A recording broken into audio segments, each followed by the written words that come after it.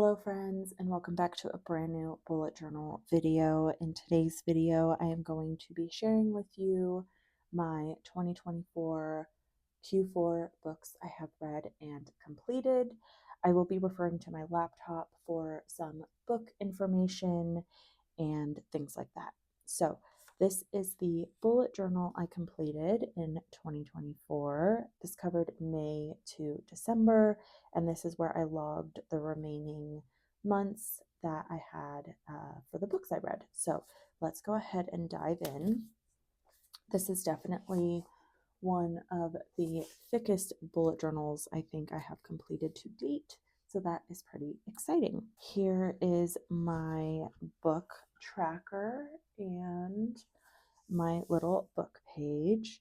So this, I ran out of room, so I read more than this in this part of the journal. And January to April, I read 45 books. So I definitely read more than this. I actually read 109 in 2024, which is pretty exciting.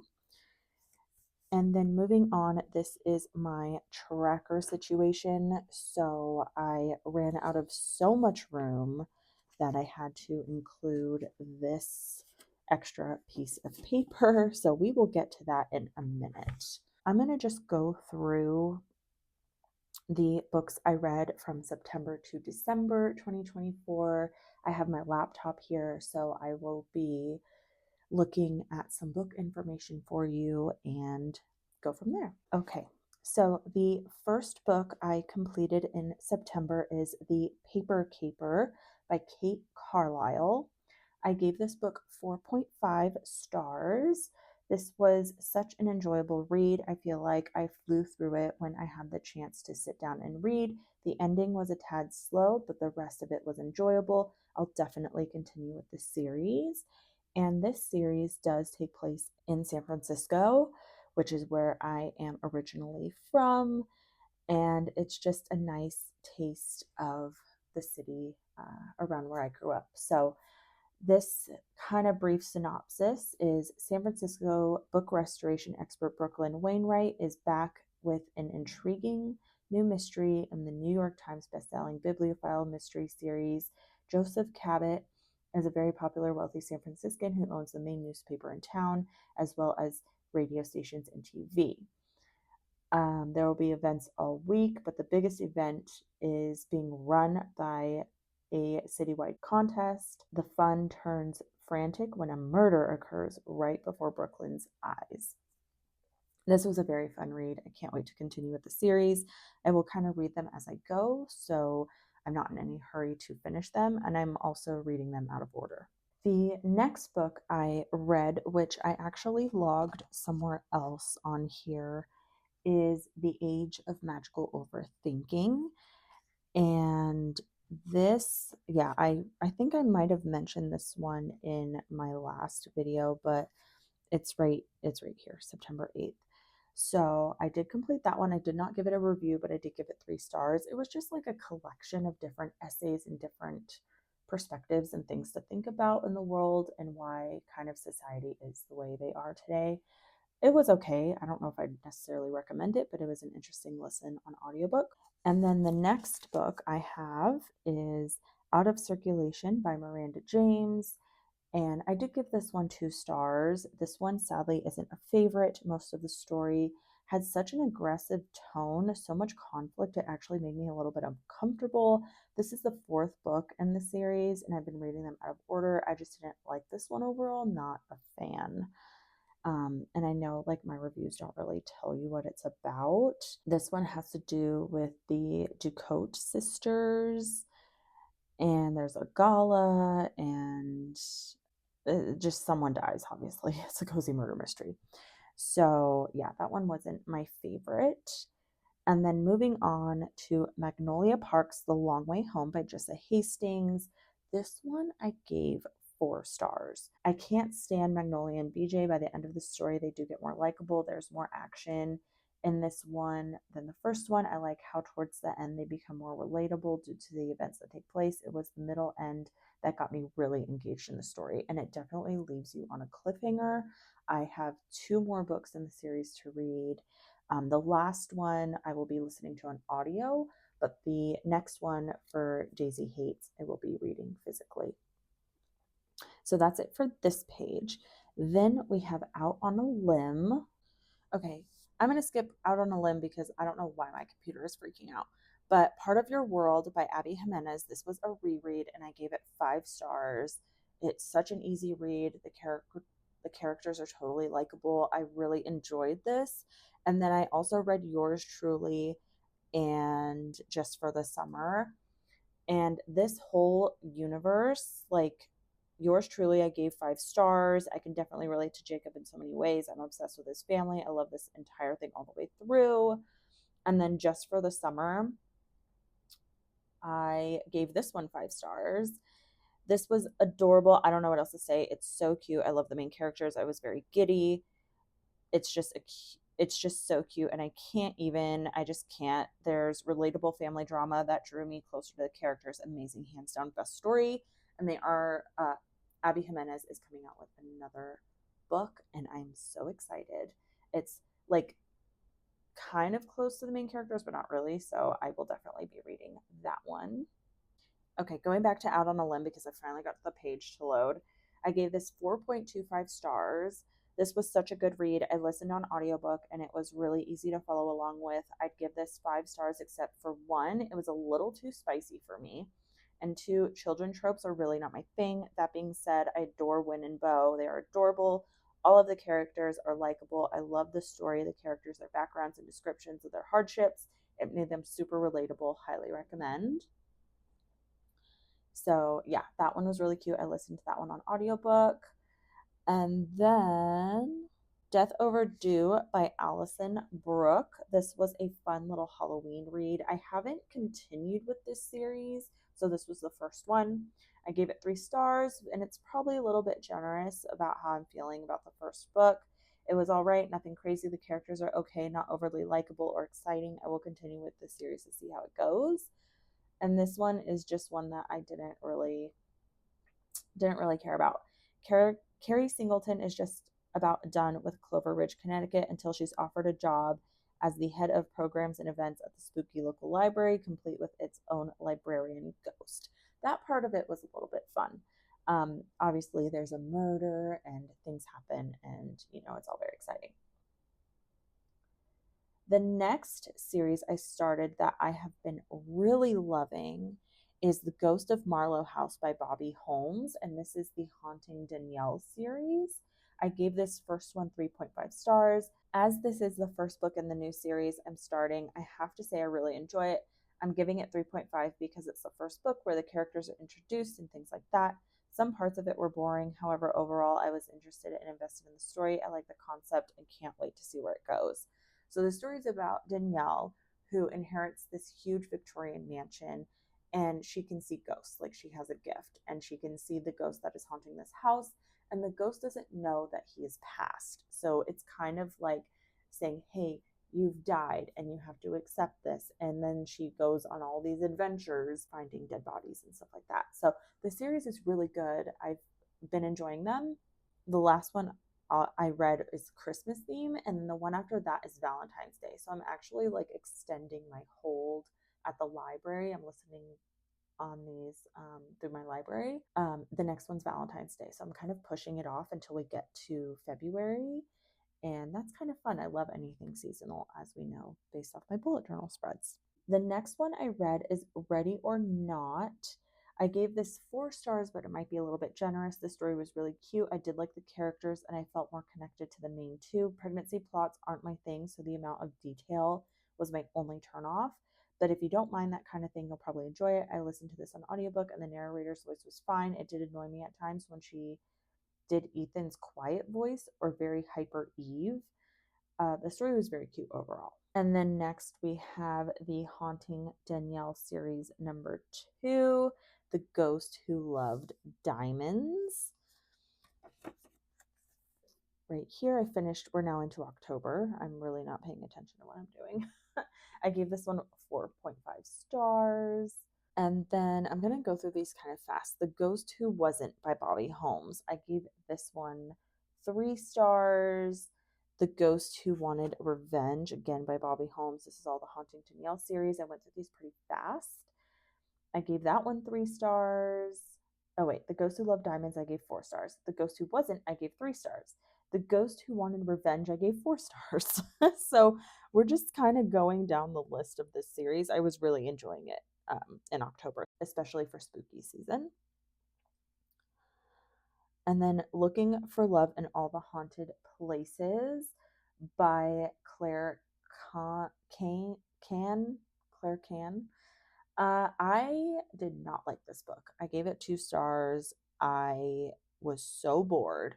I ended up finishing the rest of it on audiobook, and just to get through it, honestly, I probably should have DNF'd it. It was very boring. It was very I didn't like it. I don't recommend.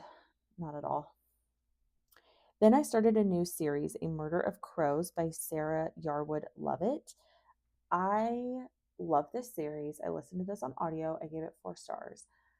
It's very scientific. She's like a scientist in like the woods and studies like nature things. That's a very vague way of describing the main character and what she does, but it was very scientific at times. So this is one I'm going to have to be in the mood for. And I do want to give the second book in the series another try, but when I have time. I'm in no hurry. The next one is Middle of the Night by Riley Sager. So far, I've given all the books I've read by Riley Sager 5 stars. I enjoy them from beginning to end. This one was no exception. It was so good. Murder at the Polo Club by CJ Archer. So this is a Cleopatra Fox mystery. I've enjoyed this series as well in 2024, and I gave this one 3 stars. It didn't capture my attention too much, so I'll still continue with them, but that's where I'm at with that. And then Listen for the Lie by Amy Tintera. I gave this 4 stars. I really enjoyed this one. It was really good. It really captivated my attention, and I enjoyed it very much. So moving on to November, we have Murder Outside the Lines by Krista Davis. This is a pen and ink mysteries series, and this is another one I was reading. My cousin gifted me the first one in 2023, so I've been ongoingly reading this series here and there, and I actually really do like this one. She works at a bookstore that is owned by this world-renowned traveler, adventurous, kind of gives like Teddy Roosevelt vibes, and he is this collector of like antique things.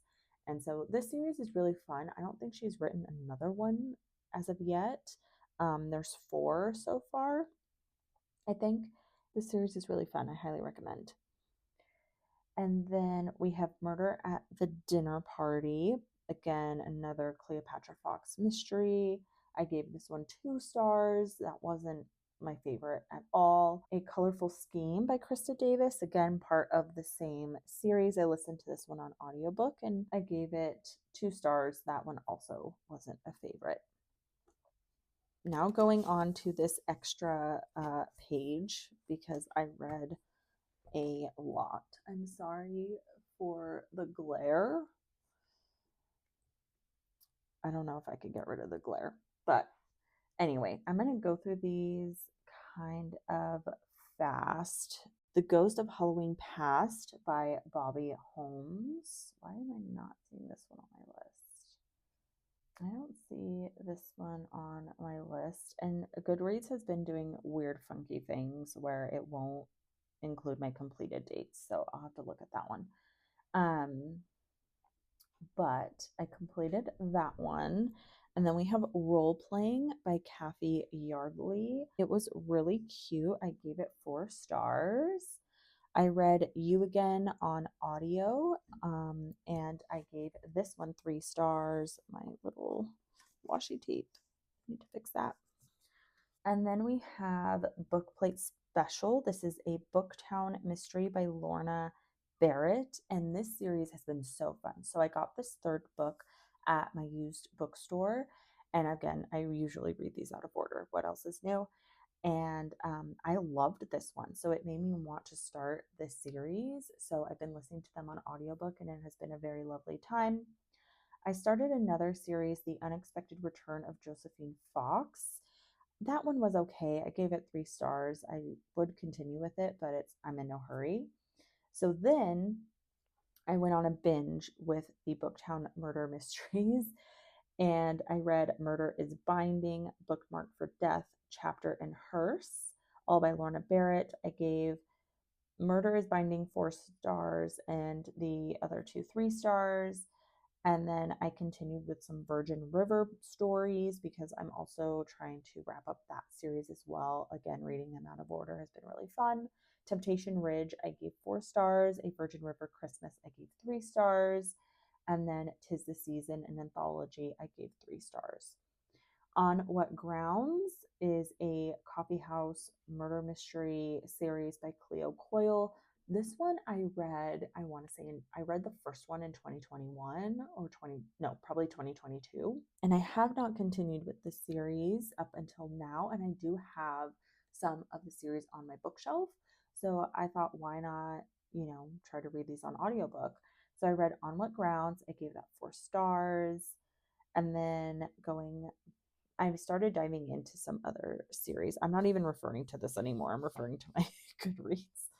But we have Sentenced for Death. I gave that 4 stars. That's also by Lorna Barrett.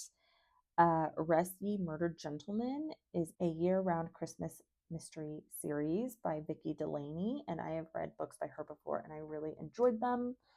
And I gave that one 3 stars. It wasn't a favorite. It was kind of cheesy, to be honest. Physically, I read The Egyptian Antiquities Murder, a high society lady detective. This is number 3 in the series. I gave that 4 stars by Sarah Rossett. I loved that book. It was a really fun journey. So I would definitely continue with the series. Okay, now we're kind of getting near the end a little bit. We have Through the Grinder by Cleo Coyle. I gave that 4 stars. The Ghost Who Came for Christmas, The Haunting Danielle, number 6 in the series, and I gave that 3 stars. Okay, and then I read A Quiet Life by Ethan Joella, and I recommended this book to everyone I know. It is so good. I was sobbing. I was crying. It is so heartwarming and like renewed my faith in humanity. It was so good. I actually ended up buying it for my grandma. I was like, you need to read this.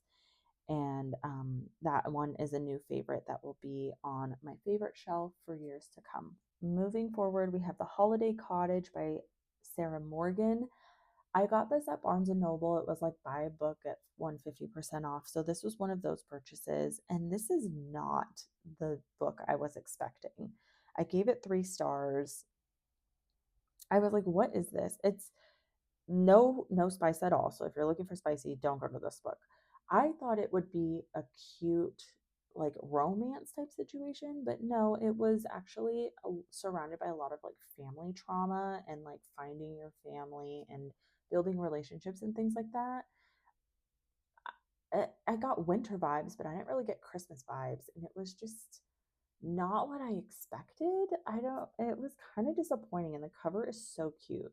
It was disappointing for me, so take with that what you will. I gave it 3 stars. I read Latte Trouble, a coffeehouse mystery by Cleo Coyle. I gave that 2 stars. That one was not my favorite. It centered around like a fashion show, and it just was kind of random and not at all interesting. It was kind of boring, but I listened to it on audio and I got through it. And I listen to these, even if I don't enjoy them, I don't want to DNF them because they are part of a universe, they're part of a series. So I want to know what happens with the main characters. I'm more interested in that sometimes than the actual murder mystery, like because I'm invested in these characters. I want to know like where life takes them in their world. So I gave that 2 stars. Decked with Folly, a Pennyfoot Hotel, number 17 by Kate Kingsbury. I really enjoyed this. I didn't so much get Christmas vibes. It was very centered around Christmas. But in the story, I didn't get the atmosphere of Christmas too much. It described it, but I didn't feel it, if that makes sense. The cover is very Christmassy, but I enjoyed myself very much. I gave it 4 stars. I would continue with it, This author has many different pen names, so it's very confusing. But this is one and my library doesn't have them on audio, which is unfortunate. But I really enjoyed this series overall, or this book overall. And then The Wood at Midwinter by Susanna Clark. I bought this very, very short story at one of my local bookstores. It's like 40 pages, 60 pages. It's like, but it's also illustrated, and there's like a couple words on a page every now and again. I loved this story. I gave it 5 stars. It was very cute. It was very wintry. Has a lot of meaning and depth, so it's something I could read every night if I wanted to and try to dissect and understand. And I really enjoyed it very much. And then the last book I read is Murder Most Frothy, number 4 in the Coffee House Mystery Series by Cleo Coyle. I gave this one 3 stars. And since this is the last book I completed, or one of the last books, I'll read the review. So I gave this one 3 stars. This one was kind of boring at first, but the action and romance picked up as the story went on. This was a 2-star book until about 60% of the way through, when the plot started to move forward and get exciting. I love all the main characters and enjoy their adventures. Those are all of the books that I read in the last couple quarters of 2024. And as I have mentioned in my previous book videos, in 2025, I will be moving into a specific book journal. So it will not be in my bullet journal, it will be in a specific journal, and I'm really looking forward to that. I'll be able to write reviews in there and go a little bit in depth about my feelings and things like that. So it'll be interesting to see where my book content goes in 2025. I'm thinking I want to do these monthly and not quarterly, because I read a lot this year. This will never happen again. 109 books is never going to happen again, as far as I'm aware. That was a lot for me. My goal has been 50, and yeah, so we'll see. But I hope you enjoyed. I know I rambled a lot, and this was probably not a very exciting video, but I got a new mic, and I know the sound quality is probably not great. I'm still playing around with it, so I'll do some tweaking and editing. But I got a mic, so I'm excited to record the footage instead of doing voiceovers for every single video. So this was a little bit different, and I'm excited to see where my book content goes in 2025. So I will see you in my next video. Thank you for joining me today. Please leave your TBR in the comments below. Let me know what your favorite books of 2024 were. I'm always looking for recommendations, even though I have like a bajillion books on my Goodreads TBR. I can actually tell you how much I have. Yeah, on my to read, I have 831 books. That is insanity. That's never going to happen. And like to read all of those books. I'm just going to keep adding to it. So the books I'm currently reading right now, as of January 1st, when I'm recording this, is Midnight Kiss, a Virgin River combination of short stories. It's by various different authors. And the first story by Robin Carr is actually a repeat of the Virgin River like anthology that I completed last year. And then I am 45% of the way through of Not the Killing Type, a Booktown Mystery number 7. So again, continuing on with that series. So I will see you in my next video. Thanks for joining me today, and Happy New Year!